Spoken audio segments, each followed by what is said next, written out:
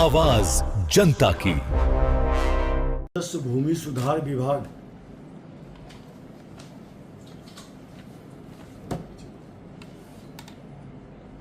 के बिहार राजस्व सेवा संवर्ग के पदाधिकारियों के द्वारा लगभग 50% लोग कार्यरत हैं हमारे अंचल के अंदर, जिला के अंदर। कल विभाग के द्वारा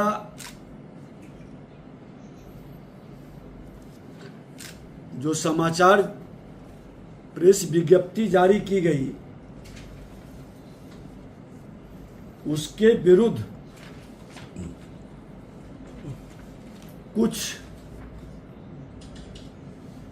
लोग जो हड़ताल में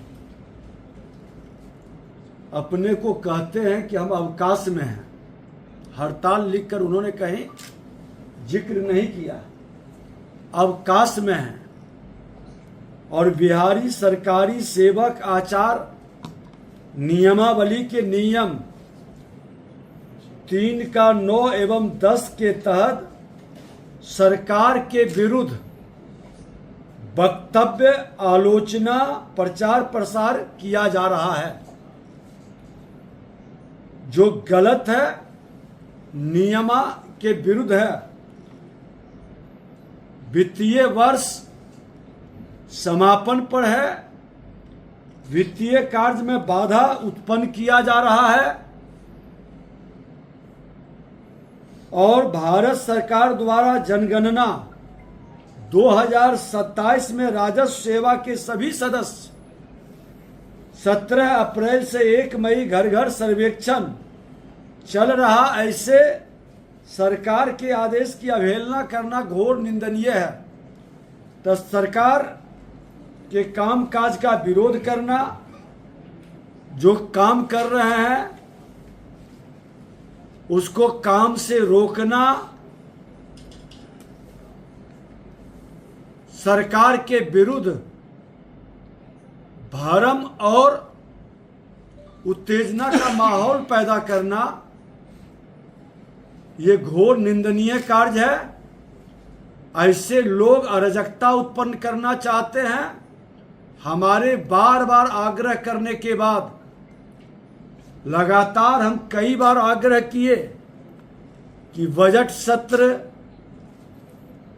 के समापन और ये मार्च का क्लोजिंग माह ईयर का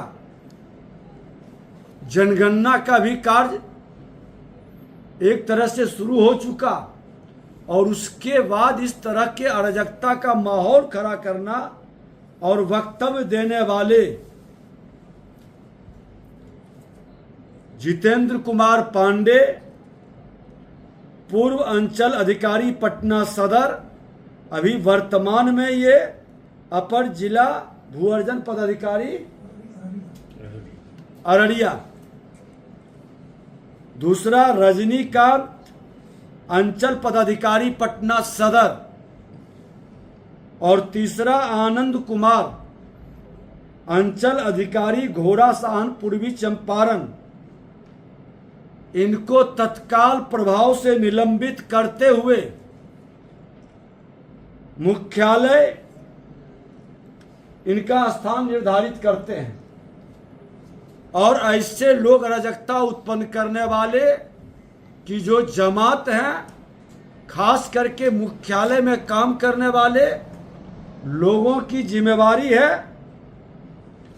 कि सरकार के काम काज में व्यवधान उत्पन्न न करे, लोगों को भड़काने का, भ्रम फैलाने का और प्रेस मीडिया के माध्यम से सरकार के बारे में नकारात्मक माहौल का सृजन करने वाले लोगों पर सख्त कार्रवाई की जाएगी। इनके पूरे कार्यों की समीक्षा भी की जाएगी। इन लोगों के द्वारा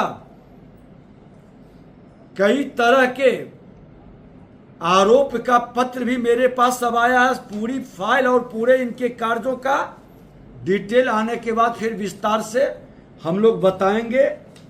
और आज तो समझ, एक और हम न्यूज देख रहे हैं, जो त्यागपत्र दे चुके राजस्व अधिकारी वो भी अब राजनीति कर रहे हैं। वो प्रवक्ता बनकर वो चुनाव भी लड़ चुके हैं और अभी देख रहे हैं कि वो राजनीतिक पार्टी के सदस्य होने के बावजूद राजस्व सेवा के पदाधिकारी को भड़का रहे हैं, सरकारी सेवा में बाधा उत्पन्न करने के लिए वो षड्यंत्र कर रहे हैं। और ऐसे लोग जो सरकार के विरुद्ध उत्तेजना फैलाने में भूमिका निभा रहे हैं,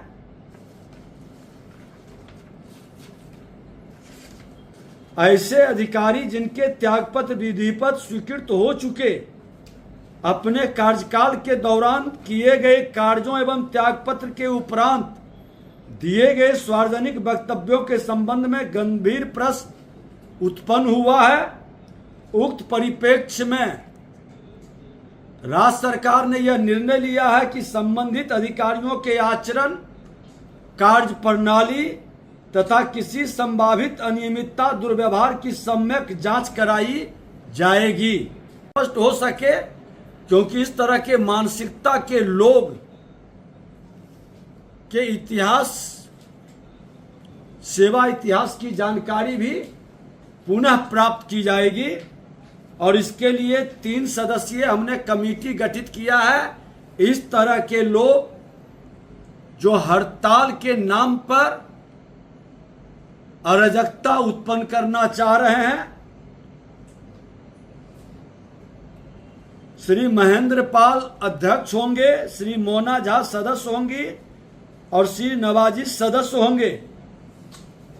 इन सब के जांच करके रिपोर्ट आएगा।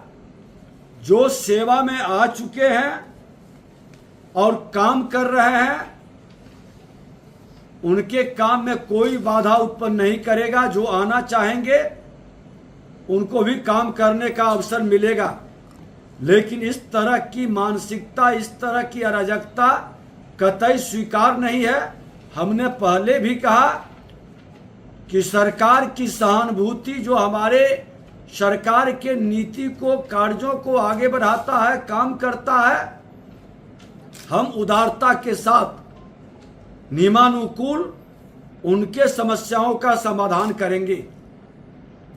बार बार आग्रह के बाद ये कमजोरी सरकार की समझ लिए मुझे विवश होकर ऐसे मानसिकता के लोगों पर सख्त कार्रवाई मैं करूंगा। और पुनः आपके माध्यम से बता देना चाहता हूं कि अप्रैल से जो कि शुरू हो चुका है ये भारत सरकार की जनगणना का, इस व्यवस्था के तहत जब कार्रवाई होगी तो कोई सहानुभूति सरकार नहीं रखेगी। सर, ऐसा भी सुनने में आ रहा है जो कर्मचारी काम कर रहे हैं उनके कुछ लोग उनको भी काम करने से डिस्टर्ब कर रहे हैं, उनके खिलाफ क्या? मैं तो आपको बताया कि 50% लोग काम कर रहे हैं। हमारे यहाँ जितने कार्यरत पदाधिकारी हैं उसके 50% के लगभग लोग काम कर रहे हैं। वहाँ के जिलाधिकारी, वहाँ का एडीएम ने रिपोर्ट भेजा है, कल भी रिपोर्ट मंगाए हैं और आज भी रिपोर्ट आया है। उसके बावजूद इस तरह का बयान दे करके सरकार के वक्तव्य को झुठलाने का, वर्गलाने का जिसने हिमाकत की है, ऐसे लोग सरकारी सेवक के योग्य नहीं है। तो आगे भी ऐसे बयान देंगे?